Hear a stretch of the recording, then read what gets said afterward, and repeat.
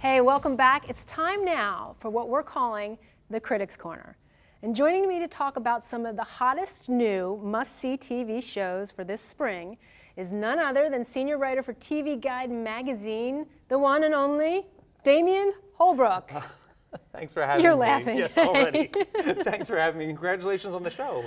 Thank you very much. We're happy to have you on the very first one. You're kicking it off. It's an honor. Well, I'm glad. So you're here to talk about some of the hottest new things coming up for the spring.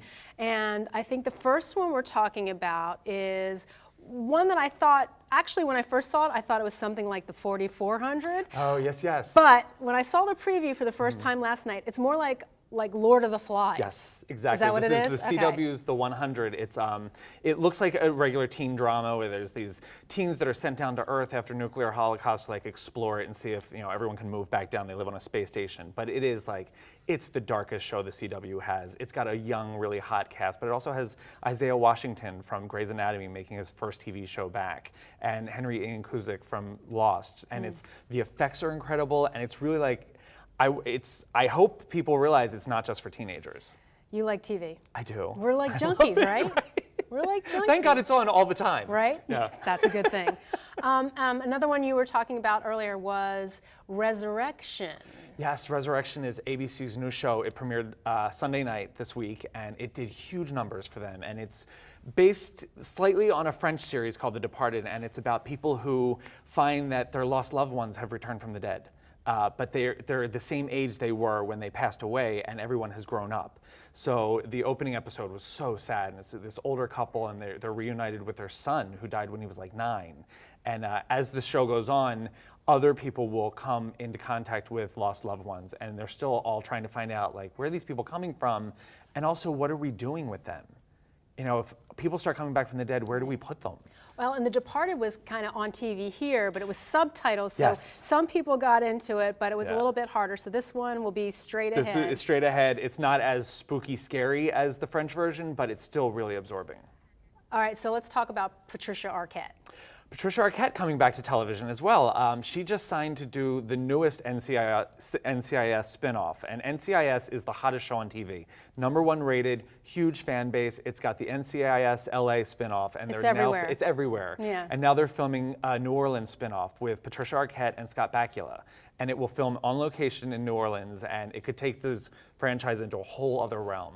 Okay, so recently, I think Shonda Rhimes was here, and were they actually filming in Philly? Filming all over Philadelphia. Okay. Shonda Rhimes was in town filming a pilot for her new ABC series called How to Get Away with Murder, and it stars Viola Davis as a college professor, and it's not the same soapy concept of Scandal or Grey's Anatomy, but it's going to have that Shonda Rhimes feel and the fast talking and the smart mysteries, and I think it's very cool, and I think Shonda, of all people, will make Philadelphia look really, really hot. Well, I like that. I like this.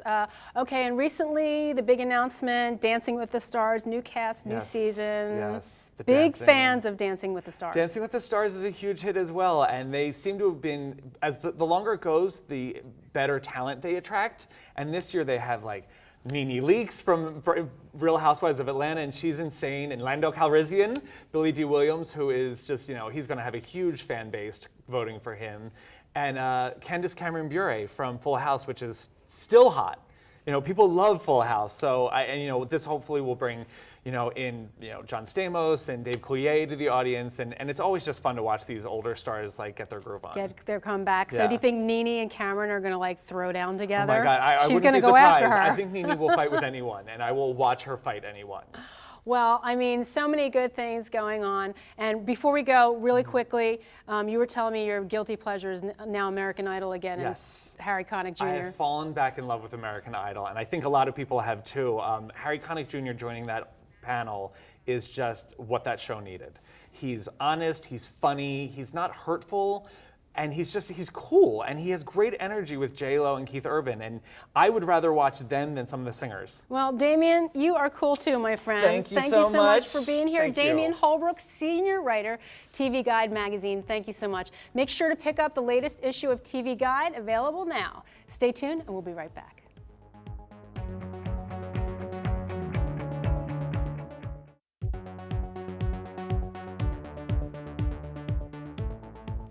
Welcome back, and this is part of the show that's really special to me, a segment we're calling All Hart, where each week we're going to feature someone or an organization that lives their lives all heart, someone who's inspiring and doing great things for the community.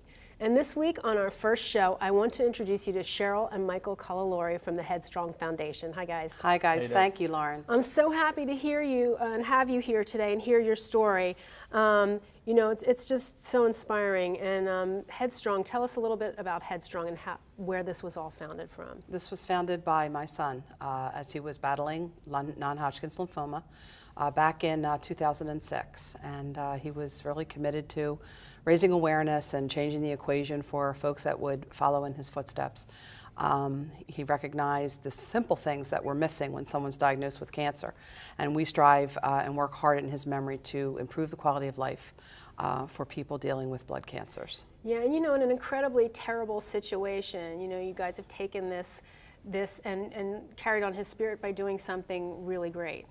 Absolutely. I mean, stemming from a hospital bed where Nick kind of gathered his thoughts and really took a look and recapped his challenges and triumphs during his journey, and he really focused and narrowed in, like he just wanted to feel normal. And that's kind of what we do. We step in someone's darkest days and just try to provide normalcy, however we see fit and however they need help.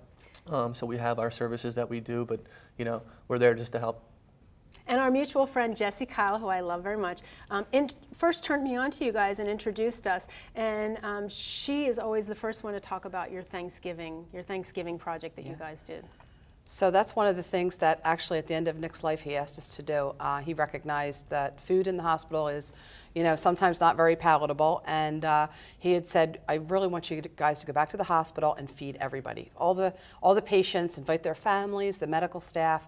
And the first year we did that, and it was so well received, and we transformed conference rooms into dining rooms, and we just celebrate the holiday. It's hard to believe that it's a holiday when you're sick. Yeah. So we bring in, you know, we do it all. We serve and we bring the food in, and I visit with every patient. I go into the rooms and we provide comfort kits to the patients. We're a very hands-on organization, and we invite them then into the conference room where we have a host of volunteers that come and help celebrate the holiday. And it's Michael's favorite holiday.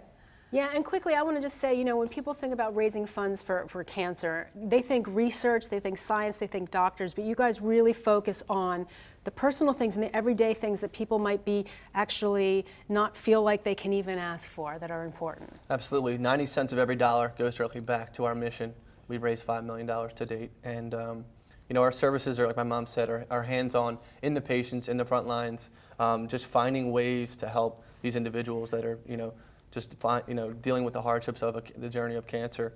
And go ahead. No, you guys have an important event coming up. You have your big gala on March 21st. Yep, March 21st begins at 6:30 at the Hyatt Regency. And we are more than delighted that you've agreed to, you know, MC the evening. And I will be there. And it's just a wonderful celebration of the gift of Nick. And, you know, we just want to spread the awareness and celebrate survivorship, recognizing achievements in the field, and really we have a very personal spin to it, you know, personal touch. It's our heart. And it's a great party. It is a great party. So we're delighted to, this is the fourth one, I can't believe it. Well, thank you so much for being here. I really appreciate it. Thank and you. I'm so happy to share your story with everyone. Thank you very, very much. Michael and Cheryl Calalori, thank you very much. And thanks to all of our guests today on the first show and the folks at Boutique Warehouse for the fancy threads. And thank you for watching. We hope to see you again next week.